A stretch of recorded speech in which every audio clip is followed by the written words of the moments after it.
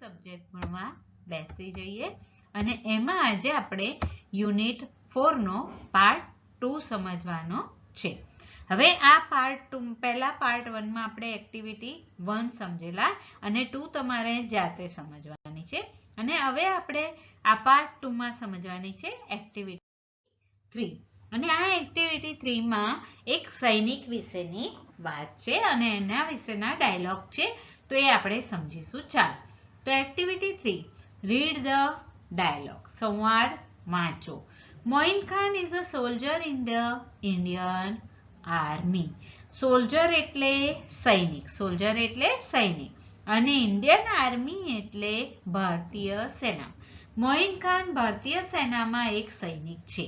He was at the Kargil border. તેઓ કારગિલની સરહદ પર હતા. He was at the Kargil border. તેઓ કારગિલની બોર્ડર પર હતા. He is an infantry officer. Infantry એટલે પાયદળ અને ઓફિસર એટલે અધિકારી. તેઓ એક પાયદળના અધિકારી છે.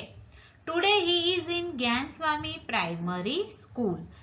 તેઓ ખંધાલીની જ્ઞાનસ્વામી પ્રાથમિક શાળામાં આજે છે. બરાબર. Today he is in Gyanswami primary school ખંધાલી.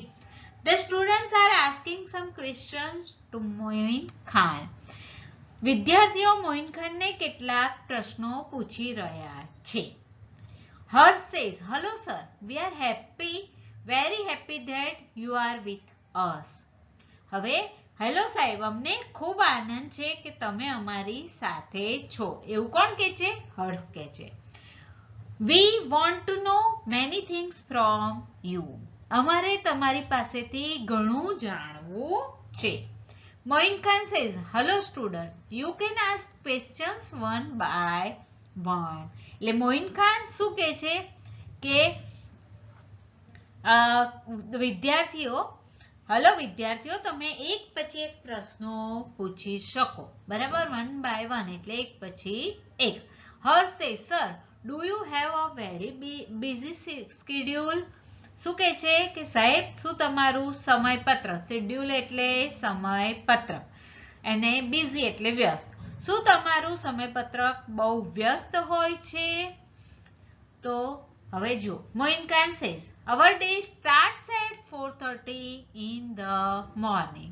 અમારો દિવસ સવારે 4:30 વાગે શરૂ થાય છે. બરાબર. સવારે 4:30 વાગ્યા સોલ્જર્સ ઉઠી જાય. We have to get ready for march by 5. અમે એમ કે 5 વાગ્યા સુધીમાં અમારી માર્ચ એટલે કૂચ કરે ને એને માર્ચ કહેવાય, તો માર્ચ એટલે કૂચ લખી દેજો.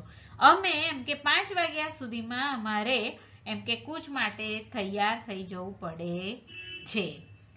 ધેન પછી then એટલે પછી. We do some exercises. અમે થોડી કસરતો કરીએ છીએ. Sometimes we go for hill climbing too. કોઈક વાર, sometimes એટલે કોઈક વાર. We go for hill climbing too. Hill climbing એટલે ટેકરી ચડવા અને ટુ એટલે પણ. અમે ટેકરી ચડવા પણ કોઈક વાર જઈએ છીએ. Hitesh says, oh really a busy morning. Oh ખરેખર એક વ્યસ્ત સવાર. Sir, you must be hungry after a lot of exercise. સાહેબ ખૂબ કસરત કરીને તમને ભૂખ લાગતી હશે. Do you eat breakfast after exercise? શું તમે કસરત પછી નાસ્તો કરો છો? આવું કોણ પૂછે છે? હિતેશ પૂછે છે. બરાબર. તો હવે આગળ Moin Khan says, yes, we go for breakfast. After breakfast we practice firing. હા, અમે નાસ્તો કરવા જઈએ છીએ. આફ્ટર બ્રેકફાસ્ટ એટલે નાસ્તો કર્યા પછી અમે શેના માટે જાય છે? તો ફાયરિંગ. અને પ્રેક્ટિસ એટલે અભ્યાસ. ફાયરિંગનો અભ્યાસ કરીએ છીએ. એમ કે આ નાસ્તો કર્યા પછી અમે આ અભ્યાસ કરીએ છીએ. Ayushi says, sir, I saw a tank in a movie. but I didn't find the driver in the tank. Does the tank run by itself? હવે શું પૂછે છે આયુષી કે એમ કે અમે એમ કે ઘણી ફિલ્મમાં ટેન્ક જોઈ હતી પણ ટેન્કમાં મને ડ્રાઈવર દેખાતો નથી એમ કે અમે ટેન્ક જોઈ છે ફિલ્મમાં પણ કોઈ ડ્રાઈવર દેખાતો નથી. Does the tank run by itself? કે શું ટેન્ક તેની મેળે દોડે છે એવું એ મોઇન ખાનને આયુષી પૂછે છે. Moin Khan says no dear, it doesn't run by itself. There is a driver in a tank. બરાબર તો શું કે છે ના વાલી તે તેની મેળે દોડતી નથી. ટેન્કમાં ડ્રાઈવર હોય છે.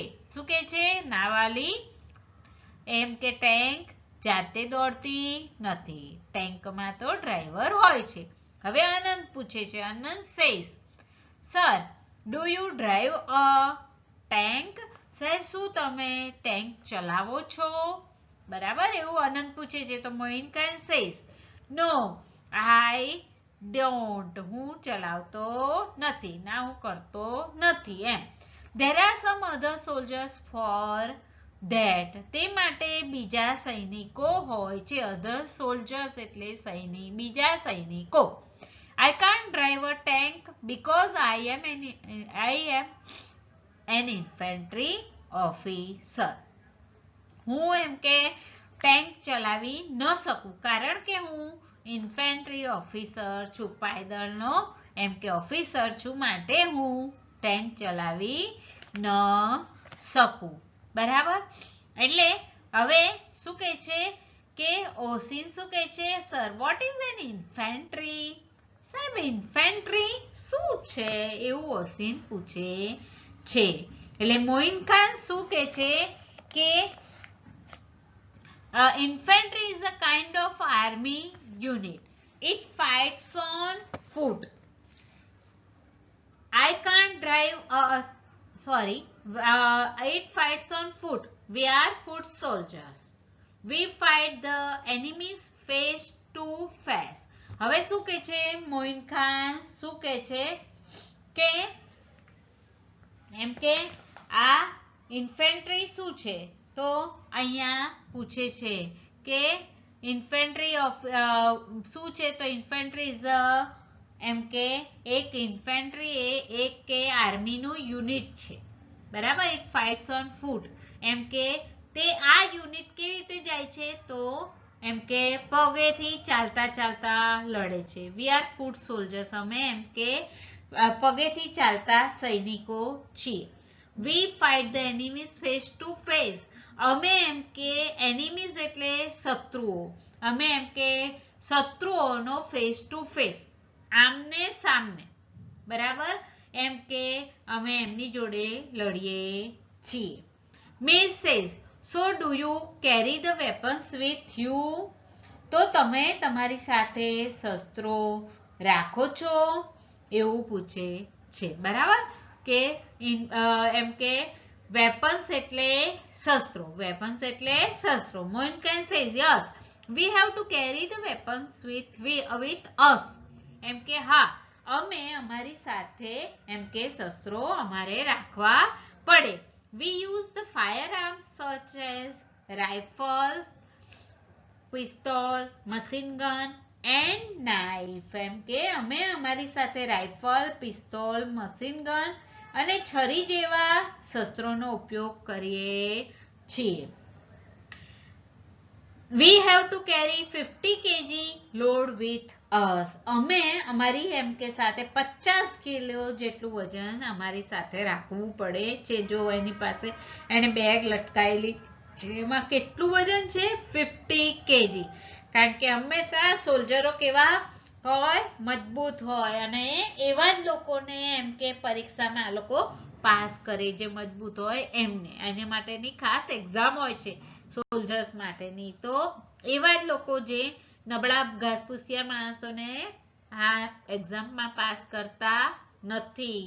તો Nirmal says sir do you have your family? હવે શું કહે છે કે સાહેબ શું તમારે તમારું કુટુંબ છે એમ પૂછે છે, બરાબર. તો Moin Khan says yes I have, હા છે. My wife's name is Sabira, મારી પત્નીનું નામ સબીરા છે. I have 2 children, મારે 2 બાળકો છે. Their names are Afzal and Arfin, તેઓના નામ અફઝલ અને આરફીન છે. Janvi says does your wife come to meet you there, શું તમારી પત્ની તમને ત્યાં મળવા આવે છે? Moin Khan says no she can't come, ના તે આવી શકે નહીં. she writes letters to me, તે મને પત્રો લખે છે. I call her frequently, frequently એટલે વારંવાર, હું તેને વારંવાર કોલ કરું છું. Anand says so you can keep a cell phone with you, એમ કે તો તમે તમારી સાથે સેલ ફોન રાખી શકો છો. Do they allow you to keep a mobile, એમ કે શું તેઓ તમને મોબાઈલ રાખવા દે છે? તો Moin Khan says yes they allow us to keep a cell phone, હા તેઓ અમને સેલ ફોન રાખવા દે. But I want to but we can't use it during war time, પણ અમે યુદ્ધ દરમિયાન, વોર ટાઈમ એટલે યુદ્ધ દરમિયાન તેનો ઉપયોગ કરી શકીએ નહીં. There are some security reasons for that, security એટલે શું? તો સુરક્ષા, અને reasons એટલે કારણો. આમ કરવા માટે અમુક સુરક્ષાના કારણો છે. Her says do you miss your wife and children, શું તમે એમ કે તમારી પત્ની અને બાળકોની ખોટ સાલે છે? મિસ એટલે ખોટ સાલે.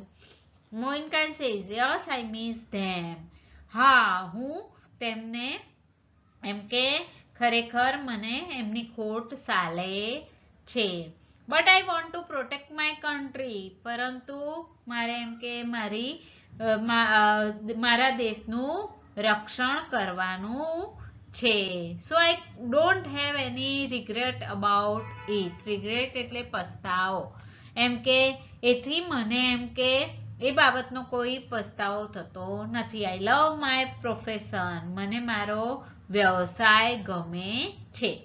Miss says sir does your family like your job, એમ કે શું સાહેબ શું તમારા કુટુંબને તમારો વ્યવસાય ગમે છે? Moin Khan says yes they like it, હા તેઓને ગમે છે. In fact they are proud of me and my job, એમ કે હકીકતમાં તો તેઓને એમ કે મારી જોબ માટે અને મારા જોબ એટલે એમની નોકરીનું, એમને એમ કે મારા અને મારી નોકરી માટે ગૌરવ છે. આનંદ says we too are proud of you, અમને પણ તમારું ગૌરવ છે. Sir you are there to protect us so we can live in peace here, એમ કે સાહેબ તમે અમારું રક્ષણ કરો છો તેથી અમે અહીં શાંતિથી રહી શકીએ છીએ. પીસ એટલે શાંતિ, એમ કે તમે ત્યાં અમારું રક્ષણ કરતા હોવાથી અમે અહીં શાંતિથી રહી શકીએ છીએ. હવે અહીંયા બી એક્ટિવિટી બી જુઓ, complete the table with the help of the dialogue. હવે ધ્યાન આપજો કે ઉપરનો જે આપણે આખો પાર્ટ સોલ્જર વિશેનો સમજી ગયા, બરાબર. એમાંથી તમારે ક્વેશ્ચનો જાતે કાઢવાના, આન્સર પણ લખવાના છે, બરાબર. આ પ્રેક્ટિસ જેમ બને એમ વધારે કરજો. વારંવાર હું તમને કહું છું કારણ કે કોમ્પ્રિહેન્શન માંથી ફકરા પરથી પ્રશ્નોના જવાબ એક્ઝામમાં પૂછાય છે માટે, બરાબર. હવે એક્ટિવિટી બી માં છે complete the table with the help of the dialogue. આ આખો ડાયલોગ જે આપણે સમજ્યા એના ઉપરથી તમારે આખું ટેબલ કમ્પ્લીટ કરવાનું છે, બરાબર. તો જુઓ અહીંયા નંબર, ક્વેશ્ચન અને યસ અને નો. જો આ સેન્ટેન્સમાં તમારે યસ લખવાનું, આ ડાયલોગના આધારે યસ આવતું હોય તો યસ લખવાનું અને નો આવતું હોય તો નો લખવાનું, બરાબર. ટીક કરી દેવાની યસ કે નો માં. હવે પહેલું do you have a very busy schedule, તો આ ડાયલોગમાં શેડ્યુલ છે ને વેરી બિઝી, તો યસ માં ટીક કરશું. Do you eat breakfast after exercise, તો સાચી વાત છે, તો યસ લખીશું. Does the tank run by itself, એની જાતે દોડતી હતી? નો, તો નો માં ટીક કરો. Do you drive a tank? No. બરાબર, કઈ સોલ્જર એ મોઇન ખાન ચલાવતા નહોતા, એટલે આપણે નો માં ટીક કરવાની. Do you carry the weapons with you? હા, મોઇન ખાન પોતાની સાથે લઈ જતા હતા, એટલે યસ માં ટીક કરો. Do you have your family? તમારે એમ કે કુટુંબ છે, તો હતું, તો યસ રાઈટ કરો યસ માં. Does your wife come to meet you there? No આવતા હતા? નો, તો નો માં રાઈટ કરો. Do they allow to keep a mobile? તો યસ ટીક કરો. સાથે રાખવાનું, પણ ક્યારે નહીં વાપરવાનો? વોર ટાઈમ હોય ત્યારે. Do you miss your wife and children? તો યસ.